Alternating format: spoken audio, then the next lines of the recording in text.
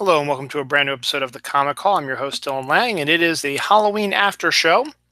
It is also a fifth week in the comic world. I think it might actually be the last fifth week of the year.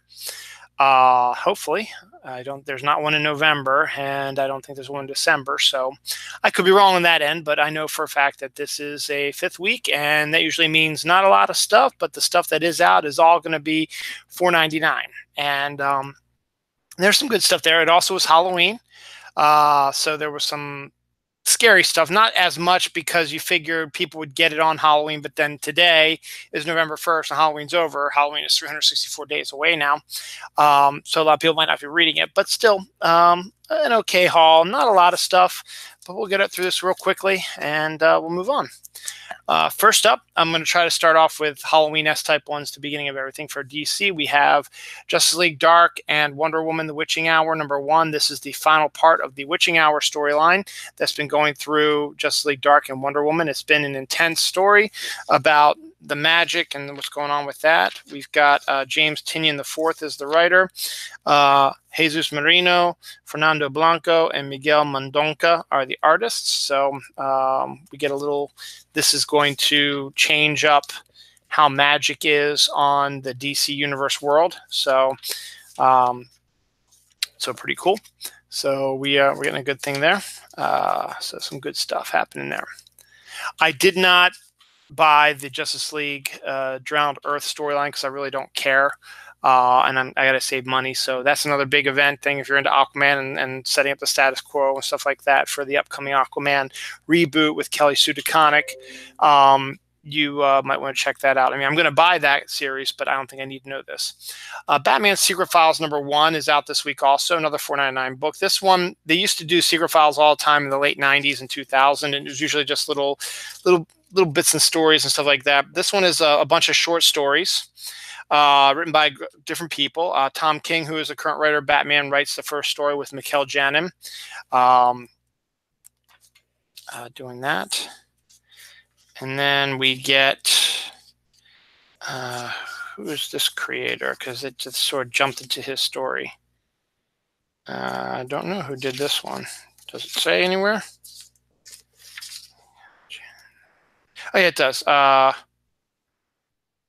Ram V and George Fornes did this story. I guess they're also trying to get some new talent. And here's the ad for the new Kelly Sue DeConnick Aquaman coming up next month, or rather in December, I should say. Well, that is technically next month. All right, so then we have, where is the other one here? Cheryl Lynn Eaton and Elena Kaskengard are also doing a story in here. Peter Tomasi and Doug Mahnke are going to be doing detectives, so I'm actually excited for that. All right, this one is sorry, it's all on the back here. Jordi Belair and Jill Thompson did this story, and the last one is Tom Taylor and Brad Walker. So it's got a bunch of different short stories, and it's a fun little book. People who've read it said it's really, really good. I haven't read it yet, obviously. Heroes in Crisis #2, continuing the status quo changing series, written by Tom King with art by Clay Mann and Travis Moore. So it's been pretty interesting so far. The first issue was interesting, and hopefully we'll continue to get some interesting stuff in there. And it's supposedly one of the issues coming up is going to be a big game changer. I think it's a 9-issue miniseries, so issue 7 is like the game changer.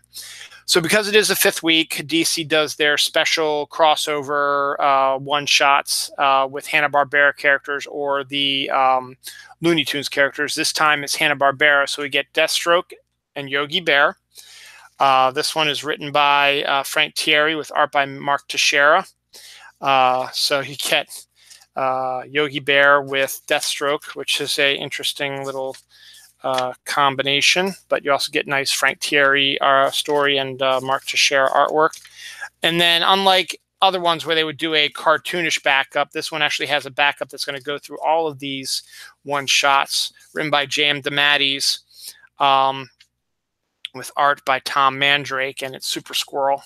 So, or Secret Squirrel, rather. So it's a 4-part series. So you're going to have to get all the issues if you want to get the Secret Squirrel one. Green Lantern and Huckleberry Hound. This is old school Green Lantern, John Stewart, old school John Stewart. Mark Russell, who has been doing a phenomenal job writing all these characters. Pencils by Rick Lenardi with inks by Dan Green and Andy Parks. So you get back to old school 1970s Green Lantern when John Stewart actually showed up. It was around that time. So you get a nice little retro storyline. And we get part 2 of the J.M. DeMatteis Tom Mandrake Secret Squirrel story. Next up, we have Nightwing and Magilla Gorilla. This one's written by Heath Corson with art by Tom Grummett and Tom Derenick, and inks by Cam Smith and Andy Owens. So you get Magilla Gorilla and Nightwing teaming up.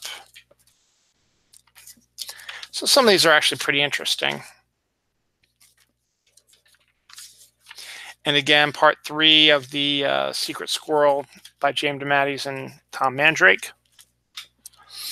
And last but not least, we have Superman and Top Cat, which is the 4th of these. There's only 4 of them. This is the 4th one. It's written by Dan Didio with art by Shane Davis and Michelle Dalecki. So you have Superman and Top Cat. And the final part of the DeMatteis Mandrake Secret Squirrel story. So 2 stories, yes, it's $4.99, but they're all interesting to see your favorite DC superheroes crossing over with Hanna-Barbera characters. So if they are going to alternate, the next 5th week one will be Looney Tunes characters. So we'll see if they're going to keep doing that. We have Terrifics Annual number 1. This one's not written by Jeff Lemire, who's the usual writer of the show. This is written by John Lewin Yang, with art by Joe Bennett, and inks by Matt Santorelli, Scott Hanna, and Richard Friend. So if you've been reading the Terrifics, you may as well pick this up as well. I think I'm going to be making some big changes because with Detective coming, which I haven't been reading, with a new creative team, with Green Lantern. Well, I've been getting Green Lanterns, and with Aquaman coming up, I need to cut some things. I might be cutting Vo's Silencer and the Terrifics, so we'll see. Finally, from DC, there's actually a crossover with, no, actually, there's a final DC. DC and IDW bring you Batman Mask number 2. The Max number 2, I should say. Batman Max number 2.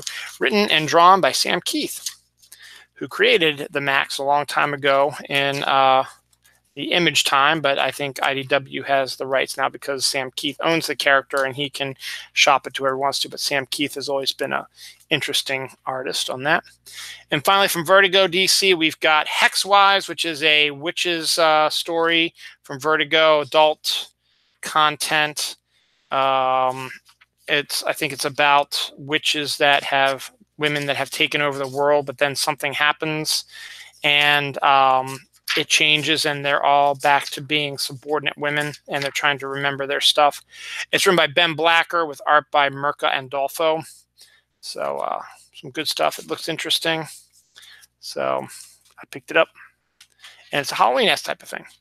From Marvel, we have the Avengers Halloween special. I'm a sucker for Halloween comics, and this is one here. Bunch of different stories. The Eyes Have It, written by Rob Fee, with art by Eon Marin. Whatever Happened to the Richards Family, written by Jerry Dugan, with art by Lalfa Braga.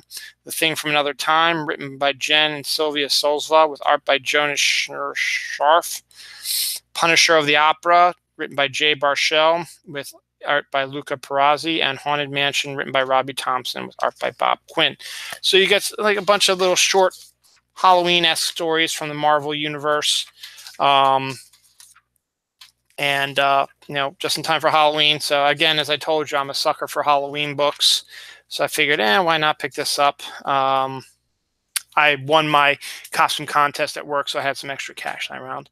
It's also 2 more Spider-Geddon books.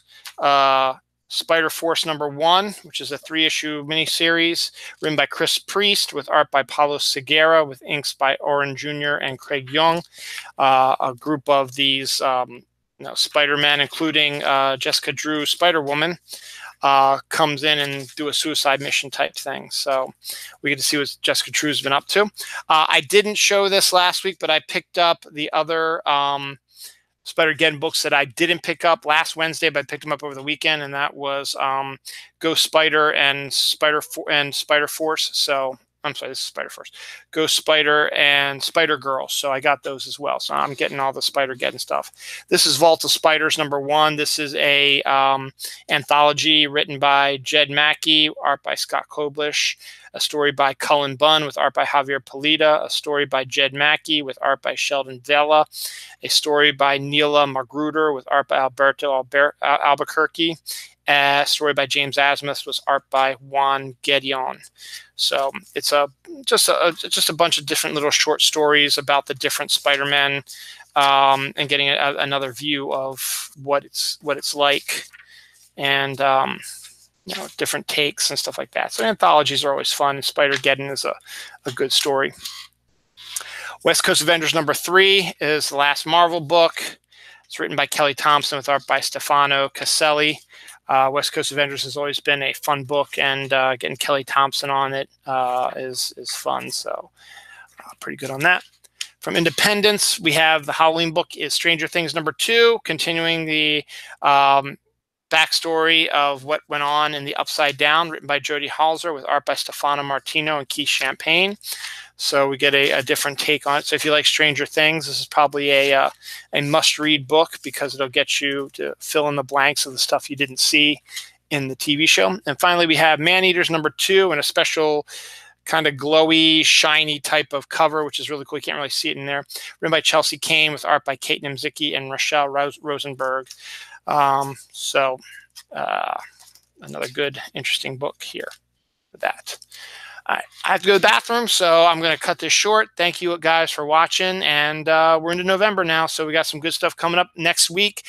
Grant Morrison's Green Lantern starts. I've never been a Hal Jordan fan, but his take on it as being a police procedural has piqued my interest. So I will check that out and let you guys know, and you'll see it this next week on the Comic Call. Watch out for a new episode of Dylan Knows coming up sometime this weekend. Take care. Stay healthy. Bye-bye.